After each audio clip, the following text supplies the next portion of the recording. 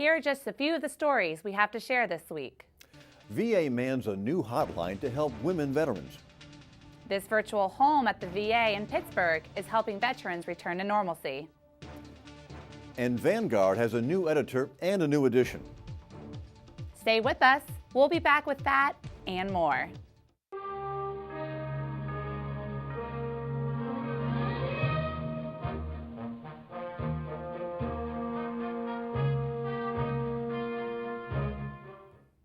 Hello, I'm Jim Benson with the Office of Public Affairs. And I'm Samantha Riho with the Veterans Benefits Administration. Thank you for tuning in today. VA has established a toll-free women veterans hotline to respond to women veterans, their families, and caregivers across the nation about VA services and resources. The Women Veterans Call Center is meant to increase women veterans' knowledge of all VA services and benefits they earned and deserve.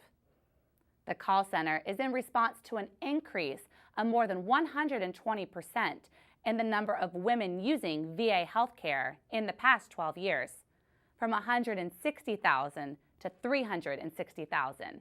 That number is expected to double again in the next decade. At the web address on the screen, VA provides an outreach toolkit for women veterans to access new resources. Among the resources provided are answers to frequently asked questions, fact sheets, and backgrounders on women veterans issues. There are also a number of videos, including this one on the Clothesline Project established at the Providence, Rhode Island VA Medical Center. We came up with the idea because actually in the community they do clothesline projects all the time. And Judith Berger, who is the military sexual trauma coordinator at Providence, and I got together and we said this would be a really great idea to have the survivors and those that are in recovery tell their story. We have sexual survivor support groups in the Providence VA, some for men and some for women, where they're actually coming in. So part of this project was to help them therapeutically depict their trauma. We got volunteer services to donate some of the t-shirts. We bought materials, and we had those veterans in a therapeutic process tell their story. Each t-shirt represents one veteran. Some of them are in a certain phase of their recovery. Some are at the very beginning, some are at the very end. The shirts that we've arranged here on this particular display start from some of the men and women who are in early recovery. So they're a little bit more graphic because they're just for the very first time in their life actually starting to tell somebody about what happened to them. They've been holding this in for years, and many of them have resorted to drugs or alcohol, or have an inability to have or maintain healthy relationships or even jobs because they had this secret of something that happened inside of them that was just eating them alive. The ones in the middle are kind of people who are halfway through their treatment, where they're still struggling a little bit about the anger and the hostility that they have and the resentment of what happened to them because their innocence was taken away from them. And then those at the far end of the display are people who are farther along in recovery, who the healing is now taking place. They found out that it wasn't their fault, that they aren't crazy, they aren't dirty, they aren't bad, they're not damaged property. They're a wonderful human being that something terrible happened to them along the way. We are so proud to be able to kind of display them. For weeks and weeks after we did the initial presentation at the Providence VA, I would run into some of my women and male veterans, and they would say this was the best project ever, and I just can't believe how much fun it was, but also what a great opportunity to be able to get this out and to be able to share it with others.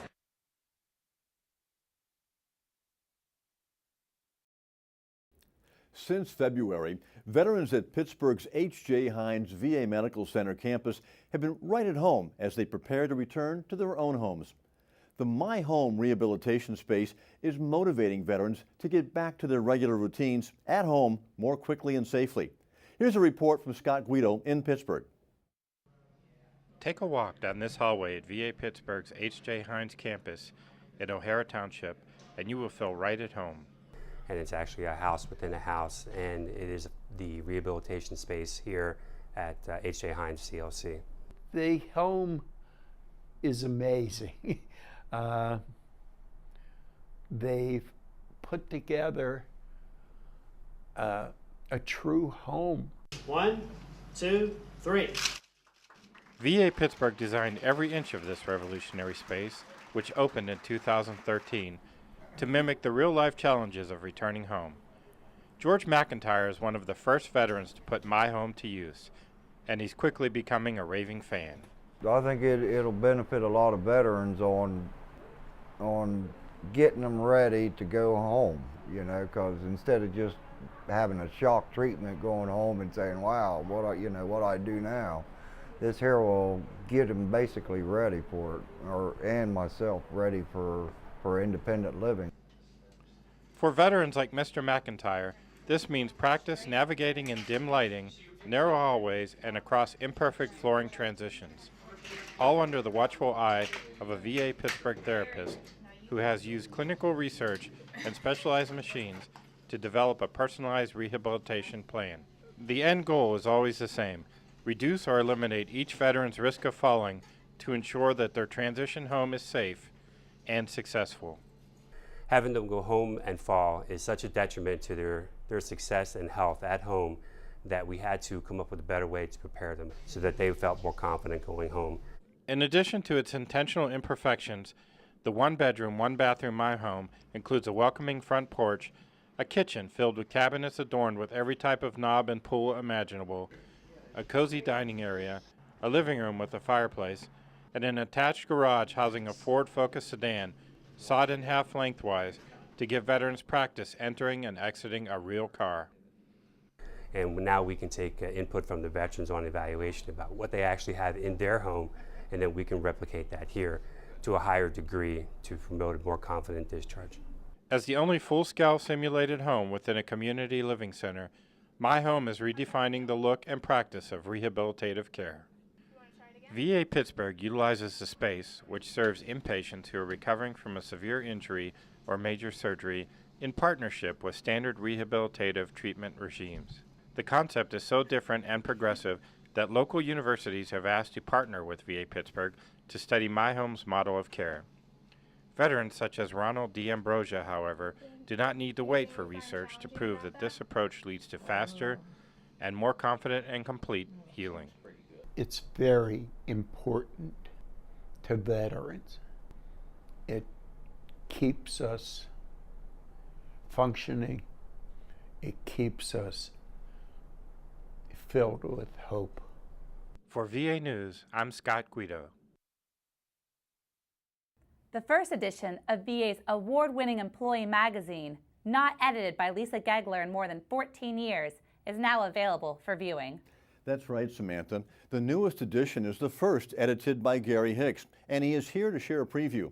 Welcome, Gary. Thank you, Jim. The spring 2013 edition of Vanguard has a slightly new look, but the same compelling articles about people, places, and events at VA facilities across the country. Here are some of the feature stories. The story of Army veteran Shane Nettle, who was traumatically injured in Iraq, is rebuilding his life with the help of professionals at VA's Muskogee Polytrauma Support Clinic. 3 more veterans of the Iraq War are piecing their lives back together on the slopes as they set their sights on competing at the 2014 Paralympics in biathlon with the United States Paralympic Nordic Skiing National Team. A look at the Million Hearts campaign to fight heart disease, co-produced by VA and the Department of Health and Human Services. A visit with former VA Deputy Administrator Odell Vaughn, who receives care at the Charles George Medical Center in Asheville, North Carolina. The 92-year-old looks back at his World War II service as well as his 35 years with VA. A look at how the Durham VA Medical Center and Duke University School of Nursing is using First Lady Michelle Obama's Joining Forces initiative as a training tool. And we have a final farewell to a great American war hero and great advocate of veterans, Hawaii Senator Daniel Inouye. The Medal of Honor winner died in December. There are several other feature articles and all the regular departments with news and information of interest, including around headquarters, introducing, and medical advances. You can pick up your copy at your VA facility. It's also available online at the address on this screen. If you have any story ideas, call me at 202-461-7427 or email me at gary.hicks@va.gov. The May edition of The American Veteran is also available for viewing. Host Jonathan Kopanger taped this preview earlier. In this month's edition of The American Veteran, we take a look at VA partnering with Ancestry.com to digitize burial records from historic national cemeteries. A look at how VA and DoD have been working together to optimize patient care by sharing healthcare records. A look at the origin of Memorial Day, and meet a formerly homeless Marine who got his life back on track with the help of VA. Hope you'll join us. The American Veteran can be found on the VA homepage. Just click on the Media Room, then Video. You can also watch it on the VA YouTube page, VA's Knowledge Network, the Content Distribution Network, and the Pentagon Channel. The lead story in the May issue of VA Research Currents is a report on Dr. Joel Coopersmith's decision to step down as VA's Chief Research and Development Officer. Dr. Coopersmith announced he is leaving VHA this month. The cardiologist and former medical school dean has been VA's Chief of Research longer than any other, 8 years. He is credited with several initiatives that broaden the scope, impact, and efficiency of VA research. Dr. Coopersmith discusses those successes and VA's research future in an interview for the Research Newsletter. You can read the interview and other program news, key findings, journal scans, technology horizons, and career milestones in VA Research Currents at the web address on the screen.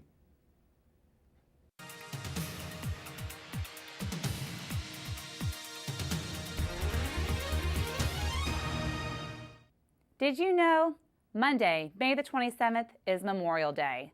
It's the day we honor those who have given their lives all over this world in service to our great country.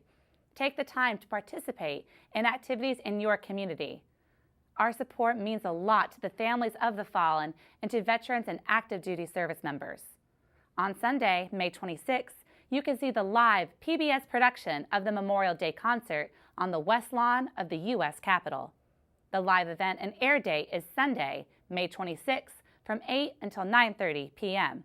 Check your local PBS listings for additional airtimes. America's tribute to those who have served, the National Memorial Day Concert. Being on the steps of the Capitol takes us back to the meaning of Memorial Day, coming together in grateful remembrance of those who have sacrificed and died for our country. With General Colin Powell, Katherine Jenkins, Chris Mann, Alfie Bowe, the National Symphony Orchestra, my co-host Gary Sinise, and me, Joe Mantegna. Join us for a night to remember. That's all we have for this week. Thank you for watching today. I'm Samantha Riho. And I'm Jim Benson. Thanks for your service to our nation and to the heroes who have defended it. Enjoy your Memorial Day weekend.